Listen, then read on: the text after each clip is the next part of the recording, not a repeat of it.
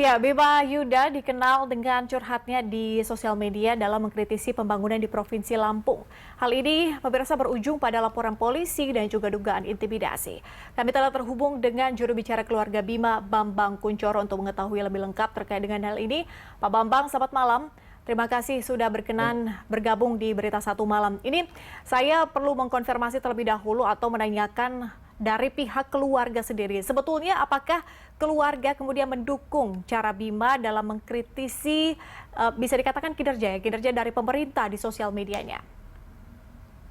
Oke, selamat malam Mbak Patricia. Selamat malam pemirsa Berita Satu di seluruh Indonesia. Terima kasih. Sudah hampir jam 11 malam ini. Mohon maaf karena saya masih dalam perjalanan.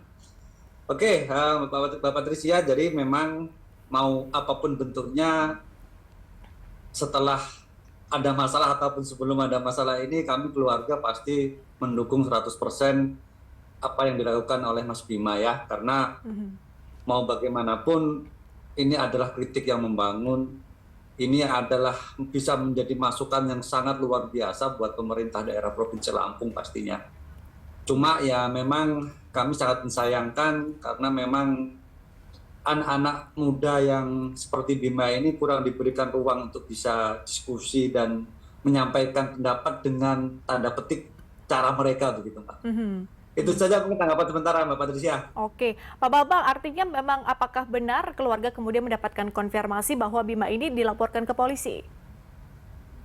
Oke, tadi siang kami sempat berbicara dengan Kabid Humas Polda Lampung, Bapak Pantra, dan memang setelah kami tanyakan dikonfirmasi bahwa kemarin ketika masih dalam bentuk aduan tertulis dari saudara, siapa saya lupa nama pengacara yang melaporkan itu, per hari ini memang sudah jadi dalam bentuk LP, laporan polisi, dan tadi sudah dikasih nomor LP-nya, dan ya kami sebenarnya siap dalam artian karena ini adalah negara hukum dan kami adalah masyarakat dan taat dengan hukum, jadi kita siap dengan semua konsekuensi yang harus terjadi, Mbak. Oke, Pak Bambang, ini juga yang perlu kami konfirmasi. Karena beredar kabar bahwa keluarga kemudian mendapatkan intimidasi dari pihak pemerintah dalam hari ini, dari gubernur begitu. Apakah kemudian ini benar demikian dan intimidasi yang seperti apa yang kemudian diterima oleh keluarga? Oke, mungkin kalau bahasa intimidasi sebenarnya terlalu berlebihan memang. Seperti yang saya klarifikasi dari mulai kemarin, memang ada komunikasi antara Bapaknya Bima, Bapak Juliman dengan Bapak Gubernur. Dan saya mungkin sedikit buat kronologinya ya, biar jelas sebenarnya dan biar pemirsa Berita Satu juga bisa memahami ini secara plur gitu Mbak. Jadi memang pada Jumat pagi tanggal 14 April itu orang tua Bima, Bapak Juliman, dijemput oleh Bapak Camat Raman Utara ya. Dijemput oleh Bapak Camat Taman Utara untuk dihadirkan atau menghadap ke Bapak Wakil Bupati Lampung Timur di rumah dinas tepatnya. Oke, setelah sampai kediaman beliau sempat ngobrol bertiga,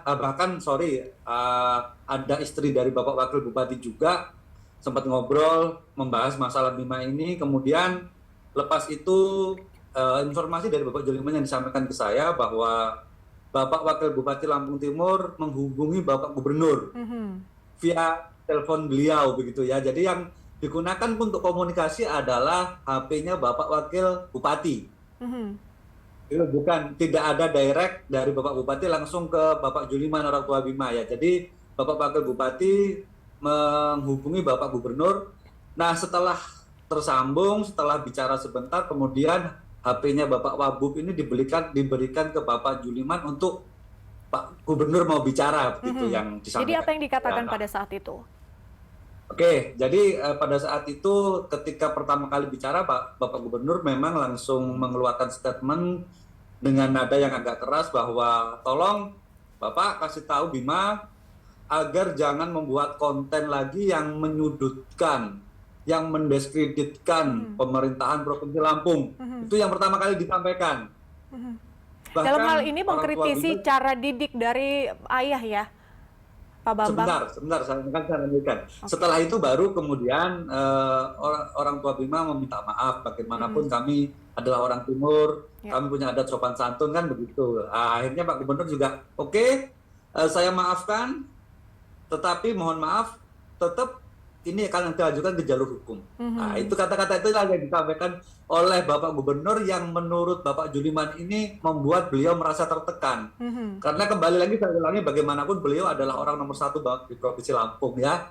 Kami hanya orang kecil, jadi ya pasti kami sangat khawatir lah, stres dengan kata-kata itu. Nah, kemudian setelah itu memang muncul satu statement lagi yang mungkin karena Bapak Gubernur ini masih dalam kondisi marah, akhirnya beliau mengeluarkan kata-kata yang Bapak Juliman ini tidak bisa mendidik anak, tidak becus mendidik anak, dan itu yang disampaikan seperti itu. Baik, Pak Bambang, singkat saja, artinya setelah kemudian berbicara langsung dengan Pak Gubernur, kondisi terkini dari orang tua Bima seperti apa saat ini? Masih merasa mungkin ada tekanan atau sudah plong atau bagaimana menjelaskan atau menggambarkan hal ini?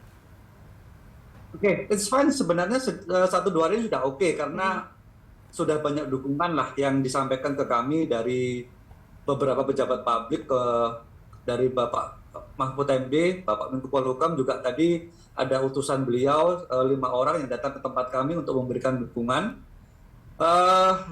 Inilah yang membuat kami keluarga merasa kuat, kami merasa tidak sendiri, Mbak. Intinya sekarang orang tua sudah kondisinya saya pikir jauh lebih baik. Oke, sudah baik-baik saja ya saat ini ya, karena mendapatkan dukungan kemudian dari beberapa pihak. Pak Bambang Kunchoro, juru bicara keluarga Bima, terima kasih Pak Bambang sudah berkenan bergabung di Berita Satu Malam. Kita berjumpa di lain kesempatan. Selamat malam.